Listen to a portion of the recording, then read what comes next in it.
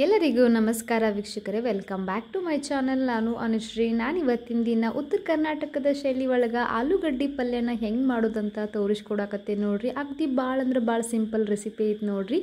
ಮತ್ತೆ ಯಾಕೆ ಮಾಡ್ತೀರಿ, ಹಂಗೆ ನೀವು ನಮ್ಮ ಚಾನಲ್ನ ಸಬ್ಸ್ಕ್ರೈಬ್ ಮಾಡಿಕೊಂಡು ಒಂದು ಬೆಲ್ ಬಟನ್ ಮೇಲೆ ಕ್ಲಿಕ್ ಮಾಡಿ ಒಂದು ಲೈಕ್ ಮಾಡಿರಿ. ಇವಾಗ ಬನ್ನಿರಿ ಆಲೂಗಡ್ಡೆ ಪಲ್ಯನ ಹೆಂಗೆ ಮಾಡೋದಂತ ನಾನು ತೋರಿಸ್ಕೊಡ್ತೀನಂತ. ಸೊ ಮೊದಲೇದಾಗಿ ನಾನು ಇಲ್ಲಿ ಒಂದು 2 ಆಲೂಗಡ್ಡೆನ ಕಟ್ ಮಾಡಿ ಇಟ್ಕೊಂಡಿದ್ದೀನಿ ನೋಡ್ರಿ, ಕ್ಲೀನಾಗಿ ವಾಶ್ ಮಾಡಿಕೊಂಡು. ಸೊ ಒಂದು 2 ಆಲೂಗಡ್ಡೆ ಪಲ್ಯದಲ್ಲಿ ಒಂದು 3 ಜನ ಆದರೂ ಊಟ ಮಾಡ್ಬೋದು ನೋಡ್ರಿ. ಆಲೂಗಡ್ಡೆ ಪಲ್ಯ ತುಂಬ ಚೆನ್ನಾಗಾಗುತ್ತೆ, ಹಾಗೆ ಜಾಸ್ತಿ ಈಡೂ ಆಗುತ್ತೆ ನೋಡ್ರಿ. ಸೊ ಇದಕ್ಕೆ ಖಾರಕ್ಕೆ ನಾನು ಒಂದು 10ರಿಂದ 15 ಹಸಿಮೆಣ್ಸಿನ್ಕಾಯಿ ತೆಗೆದುಬಿಟ್ಟು ಈ ರೀತಿ ಸ್ವಲ್ಪ ಎಣ್ಣೆ ಹೆಚ್ಚಿ ಹುರ್ಕೊಂಡು ಜಾರಿಗೆ ಹಾಕೊಳತ್ತೀನಿ. ಅದಕ್ಕೆ 3 ಪೀಸ್ನಷ್ಟು ಶುಂಠಿ, ಹಾಗೆ 1-2 ಗಡ್ಡೆ ಬೆಳ್ಳುಳ್ಳಿ, 1 ಚಮಚದಷ್ಟು ಜೀರಿಗೆ, ಹಾಗೆ 1 ಚಮಚದ ಉಪ್ಪು ಮತ್ತು ಸ್ವಲ್ಪ ಕೊತ್ತಂಬರಿ ಸೊಪ್ಪನ್ನು ಹಾಕ್ಕೊಂಡು ಬಿಟ್ಟು ನಾನು ಇದನ್ನು ಸ್ವಲ್ಪ ನೈಸಾಗಿ ಸ್ವಲ್ಪ ಮಿಕ್ಸಿಗೆ ಹಾಕ್ಕೊಳಕತ್ತೀನಿ ನೋಡ್ರಿ. ಸೊ ಇದಕ್ಕೆ ನೀರೇನು ಹಾಕೋ ಅವಶ್ಯಕತೆ ಏನಿರಂಗಿಲ್ಲ ನೋಡ್ರಿ.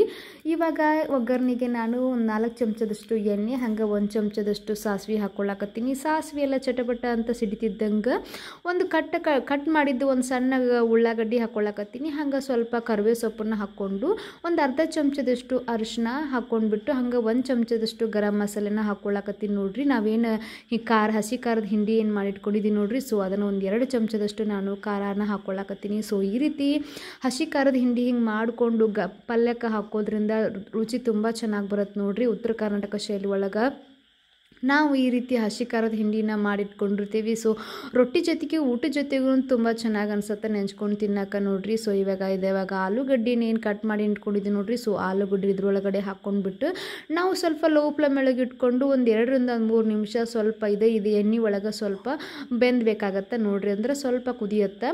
ಇದಕ್ಕೆ ನಾನು 1 ಚಮಚದಷ್ಟು ಕಸೂರಿ ಮೆಂತೆ ಮತ್ತು ಸ್ವಲ್ಪ ಕೊತ್ತಂಬರಿ ಸೊಪ್ಪನ್ನು ಹಾಕ್ಕೊಂಡು ಚೆನ್ನಾಗಿ ಮಿಕ್ಸ್ ಮಾಡಿಕೊಂಡು ಅದ್ರ ಮೇಲ್ಗಡೆ ಒಂದು ಪ್ಲೇಟ್ ಮುಚ್ಚಿ ಒಂದು 2 ನಿಮಿಷ ನಾವು ಕುದಿಯೋಕೆ ಬಿಡೋಣಂತ. ಸೊ ಇವಾಗ ನೋಡಕತ್ತಿರಲ್ಲ ಅಂದ್ರೆ ಬೇಗ ಕುದಿಯುತ್ತೆ. ಎಣ್ಣೆ ಒಳಗೆ ಸ್ವಲ್ಪ ನೀವು ಬಾಡಿಸ್ಕೊಂಡ್ಬಿಟ್ರಂದ್ರೆ ಚೆನ್ನಾಗಿ ಬರುತ್ತೆ ನೋಡ್ರಿ. ಇವಾಗ 1 ಕಪ್ನಷ್ಟು ನಾನು ನೀರು ಹಾಕ್ಕೊಳಕತ್ತೀನಿ. ಸೊ ನೀರು ಹಾಕ್ಕೊಂಡು ರುಚಿಗೆ ತಕ್ಕಷ್ಟು ಉಪ್ಪನ್ನು ಹಾಕ್ಕೊಳ್ರಿ.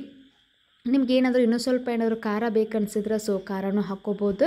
ಇವಾಗ ಸ್ವಲ್ಪ ನೀರು ಹಾಕ್ಕೊಂಡ್ಬಿಟ್ಟು ನಾನು ಇದನ್ನು ಸ್ವಲ್ಪ ಮತ್ತೆ ಪ್ಲೇಟ್ ಮುಚ್ಕೊಂಡು ಒಂದು 5 ನಿಮಿಷದವರೆಗೂ ಕುದಿಯೋಕೆ ಬಿಟ್ಬಿಡ್ತೀನಂತ. ಸೊ ನೋಡಕತ್ತಿರಲ್ಲ ಇವಾಗ ಚಂದಾಗ ಆಲೂಗಡ್ಡೆ ಎಲ್ಲನೂ ಕುದ್ದೈತೆ ನೋಡ್ರಿ. ಇವಾಗ ಇದನ್ನು ಸ್ವಲ್ಪ ನಾವು ಚೆನ್ನಾಗಿ ಮಿಕ್ಸ್ ಮಾಡ್ಕೊಳ್ಬೇಕಾಗತ್ತೆ. ಸೊ ಈ ರೀತಿಯ ಆಲೂಗಡ್ಡೆ ಪಲ್ಯ ರೊಟ್ಟಿ ಚಪಾತಿ ಅನ್ನಕ್ಕಂತೂ ಮಸ್ತ್ ಕಾಂಬಿನೇಷನ್ ನೋಡ್ರಿ. ಹಂಗೆ ನೀವು ಇನ್ಸ್ಟೆಂಟಾಗಿ ಬೇಗನೆ ಮಾಡ್ಕೋವಂಥ ಪಲ್ಯ ಆಲೂಗಡ್ಡೆ ಪಲ್ಯ ನೋಡ್ರಿ. ಹಂಗೆ ನೀವು ಇದನ್ನು ಪೂರಿ ಜೊತೆಗೂ ಮಾಡ್ಕೋಬೋದು, ತುಂಬ ಚೆನ್ನಾಗಿ ಅನಿಸುತ್ತೆ. ಸೊ ಮೇಲ್ಗಡೆ ಸ್ವಲ್ಪ ಕೊತ್ತಂಬರಿ ಸೊಪ್ಪು ಹಾಕ್ಕೊಂಡ್ಬಿಟ್ರಿ ಅಂತಂದ್ರೆ ಆಲೂಗಡ್ಡೆ ಪಲ್ಯ ರೆಡಿ ಆಗ್ತದೆ ನೋಡ್ರಿ. ಸೊ ಈ ಹಸಿ ಖಾರದ ಹಿಂಡಿ ಮಾಡಿಕೊಂಡು ಈ ರೀತಿ ಪಲ್ಯನ ಒಮ್ಮೆ ಮಾಡಿ ನೋಡ್ರಿ, ತುಂಬ ಚೆನ್ನಾಗಿರುತ್ತೆ. ಸೊ ಉತ್ತರ ಕರ್ನಾಟಕದ ಶೈಲಿ ಒಳಗೆ ಈ ರೀತಿ ಹಸಿ ಖಾರದ ಹಿಂಡಿ ಮಾಡಿಕೊಂಡು ಪಲ್ಯಕ್ಕೆ ಹಾಕ್ಕೋಬೋದು.